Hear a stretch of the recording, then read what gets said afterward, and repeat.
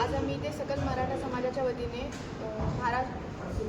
ही जी जागाचा वाद चालू आहे आणि इथे महानगरपालिकेचं म्हणणं आहे की इथे आदरणीय अहिल्याबाई होळकर यांचा पुतळा इथे उभारायचा आहे।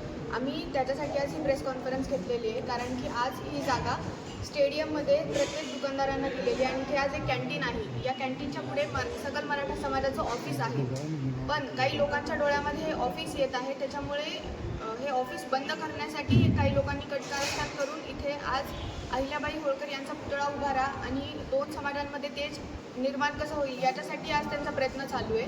पण आज आपण जर तो ठराव नीट बघितला तर त्या ठरावामध्ये कुठेही स्पेसिफिक दिलेलं नाही आहे की ही जागा इथं एवढ्या तिथे डिरेक्शन्स दिलेले नाही आहेत की साऊथ ईस्ट वेस्ट, तर कुठल्याही प्रकारचे तिथे मेजरमेंट्स दिले नाहीत त्या जागेचे।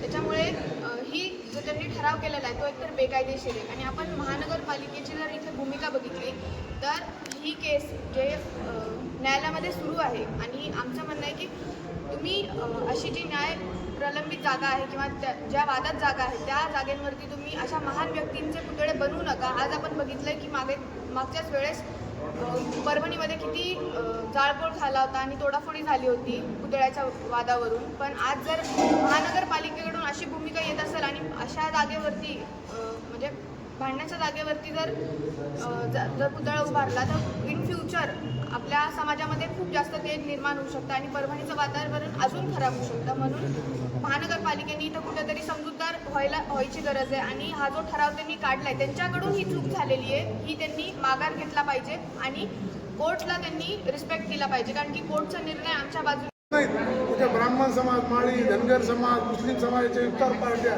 तिथे सुद्धा तरी मोफत होतात, पण रुपया देत नाही मला। आमच्या हॉटेलमधून पण जे चहाचं बिल आहे तेवढं देतात, ते चहा पोहे खाल्लेले, बाकी तर आम्हाला कोणी काही देत नाही। पण सगळ्याच मराठ्याच्या जास्तीत जास्त पार्ट्या तिथे होतात, म्हणून तो डोक्यामध्ये राग। आता रिसर नोटीस मला 2016 मध्ये देण्यात आली होती, मी त्यांना 2022 मध्ये हरवले। आता मी महानगरपालिकेला काय माझ्याबद्दल वाद वाटत असेल, मी कब्जा केला आहे, मी काय केलं, त्यांनी आता मला 81 रुपयाची नोटीस द्यावं, मी त्यांचं उत्तर देऊ त्यांना नोटीस दिलेली नाही आणि विदाऊट नोटीस ते येऊ शकत नाही, कारण की मी त्यांना जिल्हा कोर्टामध्ये इथे त्यांना पराजय केलेला आहे त्यांचा आणि ते माझ्या विरोधामध्ये हायकोर्टात दिले। त्यांना हायकोर्टाने काय निर्देश दिला तर माझ्याबद्दल ती त्यांना कॉपी द्यावं, आम्ही माघार घेतो। पण उगाच आमचा चांगला धंदा चालू आहे, मग इथं कसा व्यत्यय आणायचा असं जर कोणी इंटेन्शनली करत असेल तर मग आता आमचे समाज बांधव एक होतात, माझ्यासाठी बी ते येणार झाले, माझ्यासाठी परभणीचे नुसतं मराठा सर्व समाजाचे लोक आले इथं आज बैठकीमध्ये आमचे धनगर बांधव बी होते माझ्यासाठी आलेले की न्याय भेटला पाहिजे खऱ्या गोष्टीला। 2019चा जो ठराव घेण्यात आला आहे त्या ठराव त्याच्यावरती महापौरांची नाही, ठराव हा फक्त राजकीय प्रेरित 2019 मध्ये महानगरपालिकेच्या निवडणूक लागणार होत्या, काही सदस्याने मुद्दा मी भारतीय जनता पार्टीचा असल्यामुळे तो ठराव घेतला, तो ठराव गडबडीत घेतलेला आहे, त्या ठरावाचं कोणाला माहिती नाही। मी तर म्हणतो फौजदारी गुन्हे दाखल करा त्या अधिकाऱ्यांवर आणि जे कोणी नगरसेवकांच्या सह्या आहेत तिच्यावर।